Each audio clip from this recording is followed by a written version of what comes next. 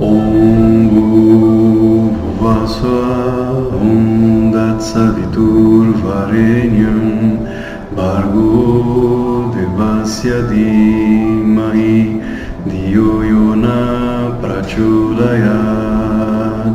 Om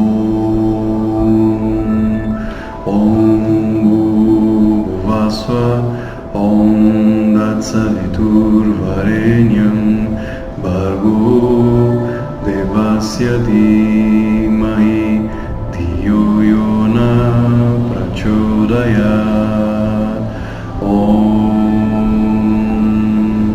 Olá, queridos amigos, Namastê. Yoga é sim a busca pela paz interna. No entanto, yoga não significa necessariamente pacifismo no sentido do desarmamento. Quando lemos o Bhagavad Gita, o Mahabharata, os épicos Ramayana e Mahabharata, as guerras travadas entre Rama e o demônio, entre aspas, Ravana, por ter sequestrado Sita, e dos Pandavas, juntamente com o Senhor Krishna, contra os Kauravas, então percebemos que a verdadeira paz é sim interna, mas não necessariamente que não hajam guerras, às vezes necessárias, para que o bem possa se sobressair.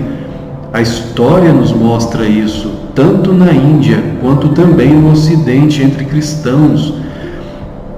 Lembremos de Joana d'Arc, a donzela de Orleans, que teve de liderar um exército de homens, de franceses, para terminar a batalha dos 100 anos contra os ingleses que vinham à França destruir, assaltar, invadir as casas, prostituir as mulheres dos franceses.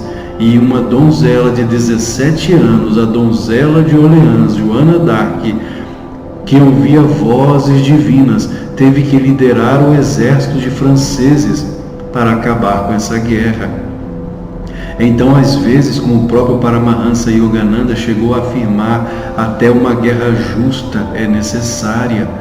O bem, às vezes, precisa, infelizmente, de se armar. O Senhor Krishna tentou o diálogo com os Kauravas, mas percebendo que o diálogo não era o suficiente, os Pandavas tiveram de ir para a guerra.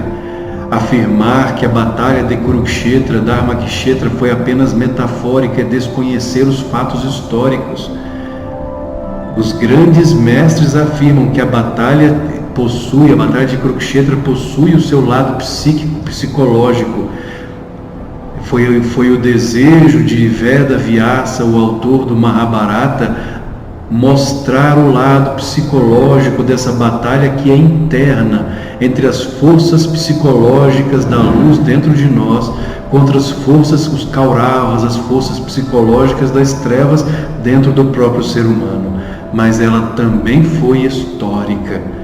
Quando lemos as obras de Paramahansa Yogananda, ou mesmo de Ramakrishna, de Vivekananda e outros iluminados que discorrem a respeito do Bhagavad Gita, compreendemos que a batalha de Kurukshetra tem os dois lados, tanto o psicológico quanto o histórico. Foi uma batalha fratricida, entre primos, entre amigos. Infelizmente, houve derramamento de sangue no campo de Kurukshetra.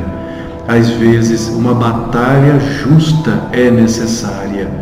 O desarmamento, como tem sido proposto por nossos irmãos socialistas, tem levado inúmeras nações a se submeterem ao jugo do socialismo, a chamada Força Nacional, como tem ocorrido hoje na Venezuela, em que uma população desarmada se torna refém da Força Nacional Bolivariana. Então, neste sentido, o desarmamento é prejudicial, sim, à população. E, neste sentido, o yoga, o autêntico yoga, não concordaria em colocar sob o jugo do mal aqueles que são inocentes, a população desarmada. A legítima defesa é e sempre foi garantida não somente pelas leis humanas, mas pelas leis divinas. Proteger a sua família, proteger um ente querido, uma criança que está sob a ameaça de uma arma, é o dever do pai, que tem condições, naquele caso, naquele sentido, naquele momento, de proteger o seu filho. Esse é o dever do pai e da mãe e da própria autodefesa. Isso não significa ódio, não significa agir no sentido de vingança contra o agressor, mas simplesmente de autodefesa. Neste sentido, não somente o yoga, mas todas as autênticas tradições religiosas concordam com o direito do cidadão de legítima defesa.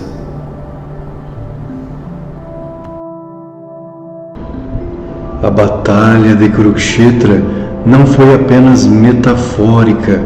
Os grandes mestres afirmam que existe sim o sentido psíquico dessa batalha, que ocorre todos os dias no interior do ser humano.